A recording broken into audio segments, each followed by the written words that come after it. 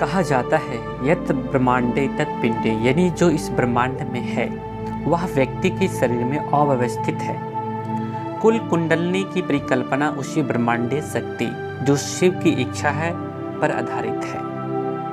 पराशक्ति रहस्य विषय है पराशक्ति रहस्य। शिव समस्त रहस्यों और शक्तियों के प्रणेता हैं। कहा जाता है कि शिव की इच्छा ही शक्ति है। शिव इच्छा बलयसी, शिव की इच्छा में इतना बल है कि समस्त सृष्टि उत्पन्न हो रही है, उसकी स्थिति है और पल प्रतिपल विखंडन भी हो रहा है। आदमी की इच्छा में भी बल है। पूरी दुनिया में मनुष्य के द्वारा जो कुछ भी निर्मित है उसके मूल आधार के रूप में मनुष्य की इच्छा ही कार्यरत है। याद करें अंग्रेजी की वह पंक्ति, all real castles were first air castles, यानी जितने वास्तव में महल थे वे एक दिन किसी की कल्पना में थे, यानी किसी की इच्छा और संकल्प के कारण ही कार्य हुआ है। इच्छा, ज्ञान और क्रिया, शक्ति जीव आत्मा और शिव परमात्मा दोनों में है। अंतर केवल मात्रा का है। कहा ही जाता है यत् ब्रह्मांडे तत् पिंडे, यानी जो इस ब्रह्मांड में है वह व्यक्ति के शरीर में अवस्थित है। मध्य युग के प्रारंभ में कुल कुंडलनी की परिकल्पना उसी ब्रह्मांडीय शक्ति जो शिव की इच्छा है पर आधारित है। अकुल शिव को कहते हैं और कुल शब्द का प्रयोग शक्ति के लिए हुआ है। इसलिए प्रचलन है शक्ति रहस्य या कुंडलनी रहस्य का। कहा ही जाता है या शक्ति शिवस्य शक्ति, यानी जो भी शक्तियां हैं उनके जनक शिव हैं। फिर से कहना चाहेंगे शक्तियां शिव का प्रगटीकरण है। इन्हीं शक्तियों से शिव जाने जाते हैं।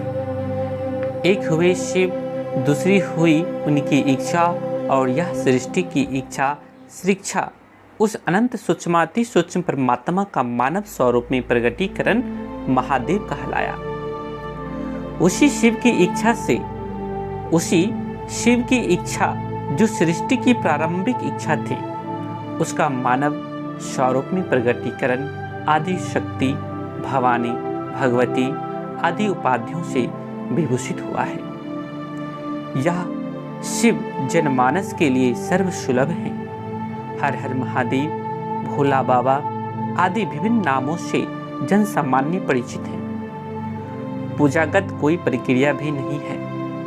उनका पंचा अक्षर मंत्र नमः शिवाय भारत भूमि में अधिकांशतः लोग समझते हैं।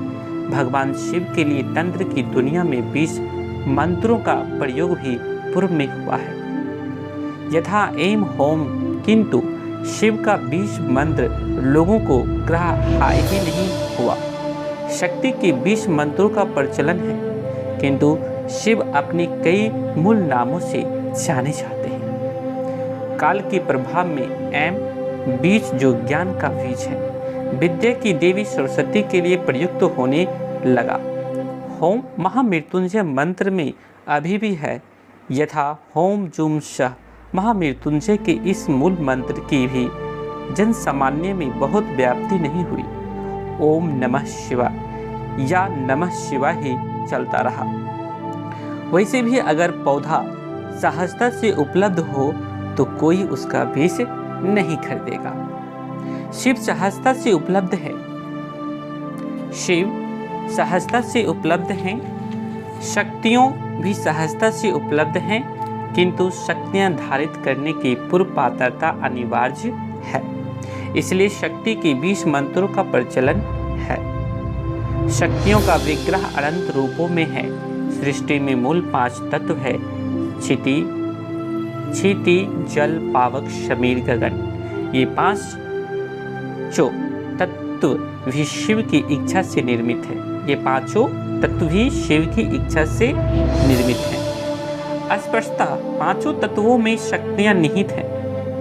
तीन गुण सत रज तम भी शिव की इच्छा से ही तीन गुण सत रज तम भी शिव की इच्छा से विद्यमान है। आप जानते हैं कि संपूर्ण जगत इन्हीं 5 तत्वों और 3 गुणों से रचा बसा है। शक्ति की पूजा में 9 अंक इसलिए महत्वपूर्ण है। 1 शिव, 5 तत्व और 3 गुण शक्ति का विग्रह करे तो समस्त चराचर जगत एवं उसके अलावा भी जो कुछ विद्यमान है शक्ति की परिधि के घेरे के भीतर ही है। शक्ति शिव की इच्छा का नाम है, इसलिए कहा जाता है कि शिव की कण कण में स्थिति है। शिव की कण कण में स्थिति है। परमात्मा सूक्ष्माति सूक्ष्म सत्ता है। फलतः उसका पर्वत के शिखर पर पहुंचा हुआ व्यक्ति चलना चाहेगा तो उसे नीचे ही उतरना होगा, अर्थात शक्ति का विकास अति सूक्ष्म से स्थूल की ओर हुआ है। किंतु शक्ति की स्थूल से सूक्ष्म की वापसी होनी ही है। इसी क्रम को परा और अपराशक्ति कहा जाता है। पराशक्ति का गमन स्थूल से अति सूक्ष्म की दिशा में है और परा अति सूक्ष्म से स्थूल की ओर चलती है। तंत्र के भैरवी चक्र में एक ही केंद्र बिंदु पर एक ऊर्ध्वरा मुख और एक अधोमुख त्रिभुज इस बात का द्योतक है कि शिव की ही इच्छा, ज्ञान, क्रिया, शक्ति जो मनुष्य में मुखरित है, जीव से शिव की ओर चलती है। शिव अपनी इच्छा से जीव बनता है और उसी की इच्छा जीव को शिव बनाती है। पर शक्ति को ही विद्या बोलते हैं और अपरा को अविद्या। विद्या शब्द विद धातु से बना है। इसका अर्थ होता है होना। विद्या का अर्थ है जो है और विद्या का अर्थ हुआ जो नहीं है। अपरा शक्ति को ही जो अस्तित्व में नहीं हो, अपरा शक्ति को ही जो अस्तित्व में नहीं हो संचर धारा भी कहा जाता है और पराशक्ति को प्रतिसंचर अपराशक्ति को ही जो अस्तित्व में नहीं हो संचर धारा भी कहा जाता है और पराशक्ति को प्रतिसंचर। शक्ति के अनेक बेघरों में भारत के मध्ययुगीन